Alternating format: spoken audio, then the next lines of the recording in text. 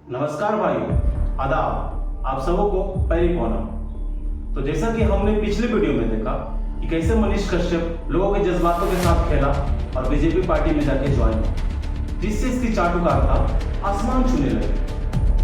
आइए, ये महोदय खुद को सन ऑफ बिहार का उपाधि दिया है। इसे ये उपाधि कहीं से मिला नहीं, बल्कि खुद जोड़ा है। लेकिन बिहार की जनता ने इसकी चाटुकारिता को देखते हुए इसे कई नामों से पुकारा है, जैसे कि बवासीर ऑफ बिहार, पलटू राम, मोदी के चमचा आदि वगैरह।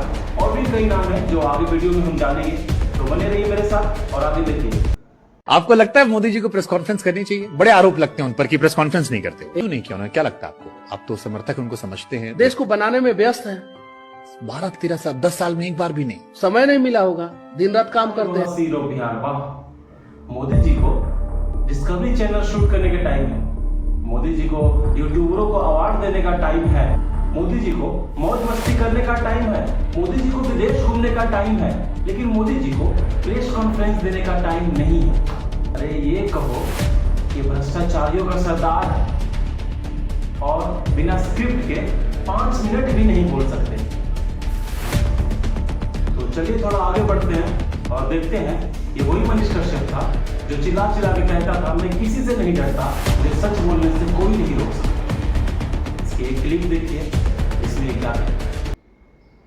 पर्टिकुलर कम्युनिटी से क्या? देखिए, पर्टिकुलर कम्युनिटी जो बंगाल को बर्बाद कर रहे हैं वो ऐसे लोगों का नाम लीजिए। वो आपने देखा होगा संदेश खाली में जो है कौन सा पकड़ा गया है आदमी।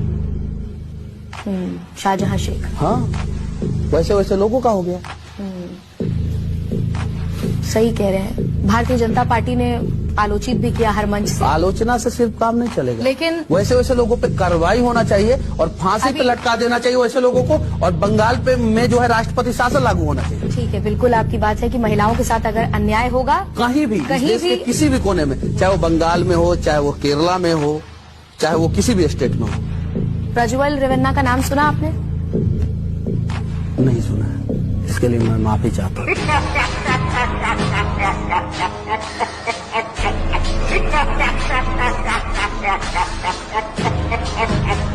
इसके लिए मैं माफी चाहता हूँ। इस बवासीर को जनता ने दूध से नहलाया।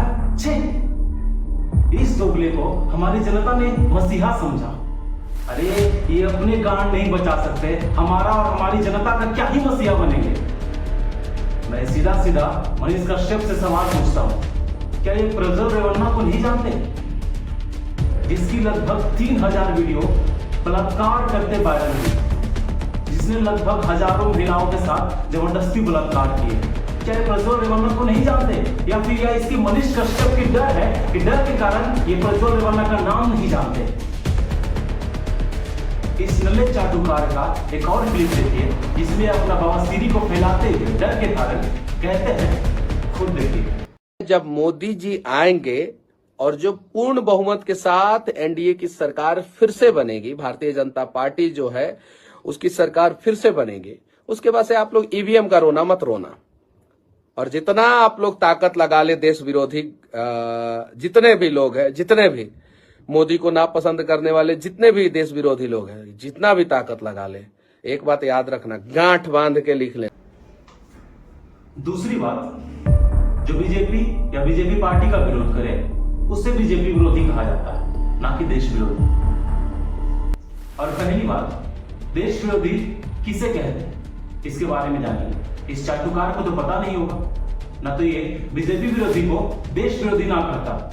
देश विरोधी एक ऐसी विचारधारा है जिसमें व्यक्ति या कार्रवाई किसी भी राष्ट्र को के खिलाफ या उसके मूल्यों के खिलाफ, जिसमें किसी भी प्रकार की राजनीति, किसी भी प्रकार के लोग या किसी भी प्रकार के समूह का विचारधारा हो सकता है, जो देश के सुरक्षा, संविधान और उसके एकता, यूनिटी को खंडन करता है, उसे देश विरोधी कहा जाता है। इस हिसाब से देखा जाए तो हमारे संविधान को हटाने की बात कौन करता है? हिंदू मुस्लिम करके यूनिटी को तोड़ने का बात कौन करता है? अगर डिफिनेशन को समझ के देखा जाए तो हमारा देश विरोधी तुम जैसे दोगले हैं, ना कि हम जनता जो अपने हक के लिए आवाज उठाते हैं। तो आइए एक और क्लिप देखते हैं जिसमें नल्ले चाटुकार कहता है कि हमारे देश में, हमारे बिहार राज्य में महंगाई है ही नहीं। महंगाई कहाँ है? महंगाई है ही नहीं। तो और क्या POK विकास और महंगाई अच्छा मुद्दा सुनिए, नहीं है? POK पे क्यों नहीं क्या कर- इसी मुद्दे पर अरे चुनाव लड़ रहे महंगाई हैं? है ही नहीं, महंगाई है कहाँ? आप महंगाई बताइए। नहीं है, कहाँ है आप बताइए ना। मैं चलिए। वहीं आरबीआई इसका जवाब आपको बिहार की जनता देगी कमेंट सेक्शन में। 4.5% दर है महंगाई का, आज का मैं डेटा नहीं बता नहीं, रहा इसका जवाब आपको बिहार की जनता देगी। आप देखिए कह रहे हैं कि बिहार महंगाई बिल्कुल नहीं है। हूं। एकदम नहीं है महंगाई। मैं इस चाटुकार दल्ले से पूछना चाहता हूं, क्या पिछले 75 सालों में कभी भी खाने पे टैक्स लगी है? दाल, चावल, आटे, सामग्री, इन सभी चीजों पे कभी भी खाने पे टैक्स लगी है? ये दल्ले कह रहा था महंगाई कहाँ है? महंगाई कहाँ है? मुझे तो नहीं दिखता कि महंगाई है। महंगाई यहाँ पेट्रोल जो 70 रुपए का हुआ करता था आज 110 रुपया का है। डीजल 57 रुपया का जो आज 100 रुपया का है। एलपीजी जो 400 तक मिल जाता था आज 1100 रुपया। इलेक्शन आते ही इन्होंने 200 रुपये घटाकर 900 रुपये कर दिया, जो कि फिर दोबारा 1100 हो सकता है और 2000 तक भी जा सकता है। दूध जो 30 रुपये में मिलता था आज 60 रुपया का है।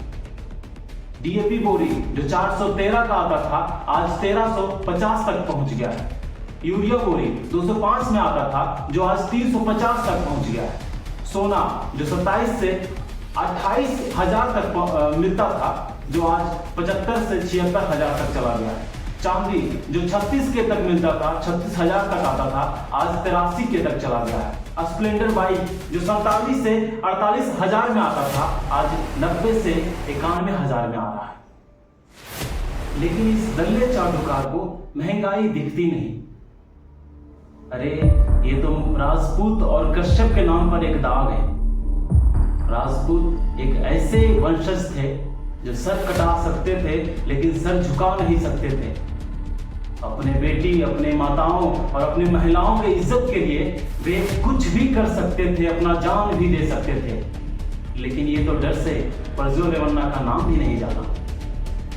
मुझे सोच के भी शर्म आती है कि इन जैसे चाटुकार, इन जैसे बवासीर, इन जैसे दोगले हमारे देश के भविष्य हैं, हमारे देश के बच्चों का भविष्य है। हमारे देश इन चाटुकारों के हाथों में है। इन चाटुकारों को सिर्फ खुद से मतलब है। इन चाटुकारों के लिए सिर्फ इतना है कि अपना काम बनता, भाड़ में जाए जनता। मैं फिर से कह रहा हूं, अपना आवाज उठाओ और अपना सोच बदलो। एक आवाज बदलाव की।